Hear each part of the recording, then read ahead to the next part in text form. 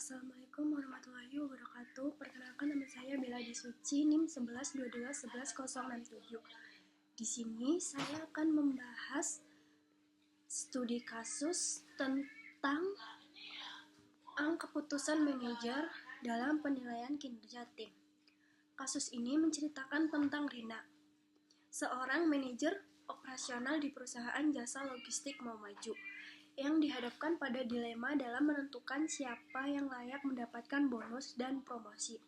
Keputusan ini tidak hanya berkaitan dengan kinerja, tetapi juga menyangkut etika, keadilan, dan dampaknya terhadap tim secara keseluruhan. Oleh karena itu, kasus ini sangat relevan untuk dianalisis menggunakan pendekatan berpikir kritis. Rina memimpin sebuah tim yang bertanggung jawab terhadap ketepatan waktu pengiriman barang. Dalam satu periode penilaian kinerja, terdapat dua kondisi utama yang menjadi perhatian. Pertama, terdapat seorang anggota tim senior yang sering terlambat menyelesaikan laporan. Meskipun demikian, karyawan ini memiliki hubungan personal yang cukup dekat dengan atasan. Kedua, ada anggota tim junior yang menunjukkan kinerja sangat baik dan bertanggung jawab, namun masa kerjanya masih kurang dari 1 tahun. Di sisi lain, perusahaan hanya menyediakan 1 bonus dan 1 kesempatan promosi. Manajemen pusat juga menegaskan bahwa keputusan harus diambil secara objektif dan adil. Situasi inilah yang menempatkan Rina pada posisi sulit dalam mengambil keputusan manajerial. Identifikasi masalah keputusan. Masalah utama yang dihadapi Rina adalah konflik dalam pengambilan keputusan antara beberapa kepentingan. Di satu sisi, terdapat tekanan informal berupa hubungan personal antara karyawan senior dengan atasan. Di sisi lain, terdapat tuntutan profesional untuk menilai kinerja secara objektif dan berdasarkan hasil kerja. Rina juga menghadapi dilema antara menghargai pengalaman dan senioritas atau memberikan apresiasi atas kinerja nyata dan prestasi kerja. Jika Rina salah mengambil keputusan, dampaknya tidak hanya dirasakan oleh individu yang dinilai, tetapi juga mempengaruhi motivasi, kepercayaan, dan budaya kerja tim secara keseluruhan. Dengan demikian, inti permasalahan keputusan dalam kasus ini adalah bagaimana Rina dapat memilih penerima bonus dan promosi secara adil, objektif, dan etis tanpa terpengaruh oleh bias pribadi maupun tekanan organisasi. Analisis kriteria pengambilan keputusan. Dalam menilai kinerja karyawan, seharusnya Rina menggunakan kriteria yang jelas dan terukur. Beberapa kriteria yang relevan antara lain: pertama, hasil kerja seperti ketepatan waktu pengiriman dan kualitas laporan. Kedua, disiplin dan tanggung jawab dalam menjelaskan tugas. Ketiga, konsistensi kinerja bukan hanya performa sesaat. Keempat, kontribusi terhadap tim dan kerjasama. Kelima, etika dan sikap profesional. Dan terakhir, potensi pengembangan di masa depan. Jika kriteria ini diterapkan secara adil, maka penilaian seharusnya lebih menitikberatkan pada kinerja aktual, bukan pada kedekatan personal atau lama masa kerja semata.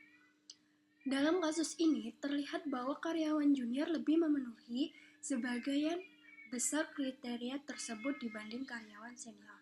Hal ini menunjukkan bahwa sejauh ini kriteria penilaian belum sepenuhnya diterapkan secara adil apabila hubungan personal masih menjadi pertimbangan utama. Evaluasi alternatif keputusan. Terdapat 2 keputusan alternatif utama yang dapat diambil Rina. Alternatif pertama adalah memberikan bonus dan promosi kepada karyawan senior.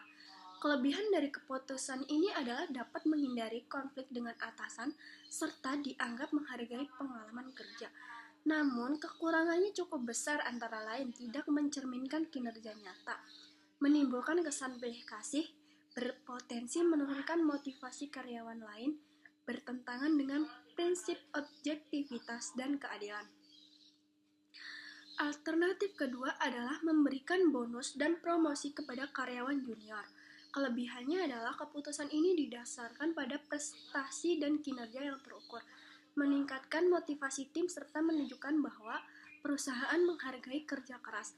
Adapun kekurangannya adalah adanya potensi kecemburuan dari karyawan senior dan kemungkinan tekanan dan pihak tertentu. Namun, kekurangan ini dapat dilakukan melalui komunikasi yang baik dan transparan. Analisis bias dan tekanan organisasi. Dalam kasus ini, terdapat beberapa potensi bias yang dapat mempengaruhi keputusan Rina, seperti bias kedekatan personal, bias senioritas, bias rasa sungkan terhadap atasan. Selain itu, tekanan organisasi juga dapat muncul dari budaya kerja yang tidak formal atau kebiasaan mengutamakan hubungan dibanding kinerja. Untuk meminimalkan bias, Rina dapat melakukan beberapa langkah, antara lain menggunakan indikator kinerja yang tertulis dan terukur, mendokumentasikan hasil penilaian secara transparan, mengacu pada SOP dan kebijakan perusahaan, memisahkan hubungan personal dari keputusan profesional. Langkah-langkah ini penting agar keputusan yang diambil tetap objektif dan dapat dipertanggungjawabkan. Keputusan akhir dan alasan kritis. Berdasarkan analisis sebelumnya, keputusan yang paling tepat adalah memberikan bonus dan promosi kepada karyawan junior.